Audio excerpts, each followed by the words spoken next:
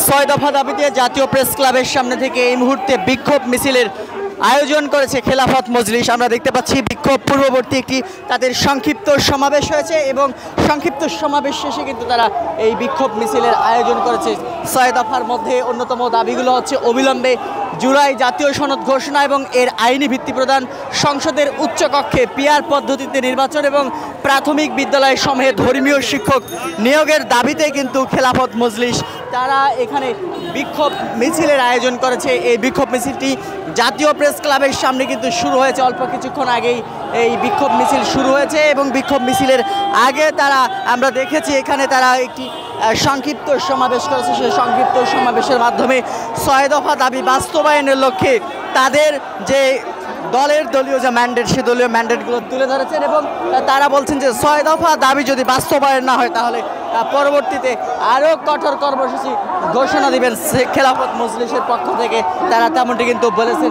আমরা দেখতে পাচ্ছি এখানে খেলাফত মজলিসের কেন্দ্রীয় নায়েবে আমির, খেলাফত মজলিসের মহাসচিব থেকে শুরু করে খেলাফত মজলিসের যারা উচ্চ পর্যায়ের নেতৃবৃন্দ রয়েছে তারা কিন্তু সকলেই এখানে অবস্থান নিয়েছেন। তাদের যে ছয়টি দাবি বলছিলাম যে সে দাবির মধ্যে অন্যতম দাবিগুলো হচ্ছে অবিলম্বে জুলাই সনদের জাতীয় সনদ ঘোষণা এবং এর আইনি ভিত্তি প্রদান, সংসদের উচ্চকক্ষে পিআর পদ্ধতিতে নির্বাচন, প্রাথমিক বিদ্যালয়ে ধর্মীয় শিক্ষক নিয়োগের দাবি সহ বিভিন্ন দাবিতে কিন্তু এই খেলাফত মজলিসের বিক্ষোভ সমাবেশ অনুষ্ঠিত হচ্ছে এবং বিক্ষোভ সমাবেশ পূর্ববর্তী তারা একটি সংক্ষিপ্ত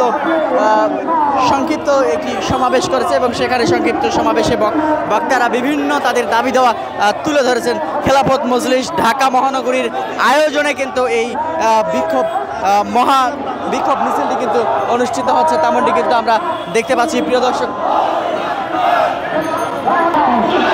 দর্শক দেখাচ্ছিলাম খেলাফত মজলিসের যে বিক্ষোভ মিছিল, সে বিক্ষোভ মিছিলটি জাতীয় প্রেস ক্লাবের সামনে থেকে এই মুহূর্তে পল্টনের দিকে কিন্তু এগিয়ে যাচ্ছে, তেমনটি কিন্তু আমরা দেখতে পাচ্ছি এবং এখানে নেতৃবৃন্দ যারা রয়েছেন তারা কিন্তু বলছেন যে তাদের যে ছয় দফা দাবি, সে ছয় দফা দাবি বাস্তবায়ন না হলে পরবর্তীতে আরও কঠোর কর্মসূচির ঘোষণা দিবেন খেলাফত মজলিসের পক্ষ থেকে, এমনটি কিন্তু বলছেন খেলাফত মজলিসের নেতৃবৃন্দ।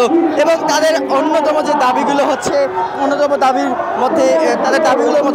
দাবি হচ্ছে সংসদের উচ্চকক্ষে পিআর পদ্ধতিতে নির্বাচন, এর পাশাপাশি জুলাই সনদের ভিত্তি এবং জুলাই সনদকে সংবিধানে লিপিবদ্ধকরণ এবং তারা আরও একটি দাবি জানিয়েছে যে নির্বাচনের পূর্বে একটি গণভোটের আয়োজন করা, সে গণভোটের মাধ্যমে তারা বলছেন যে জুলাই সনদকে সাংবিধানিক স্বীকৃতি দিতে হবে। এই দাবিগুলো নিয়েই কিন্তু খেলাফতে মজলিসের আয়োজনে এই মুহূর্তে ছয় দফা দাবিতে বিক্ষোভ মিছিল অনুষ্ঠিত হচ্ছে।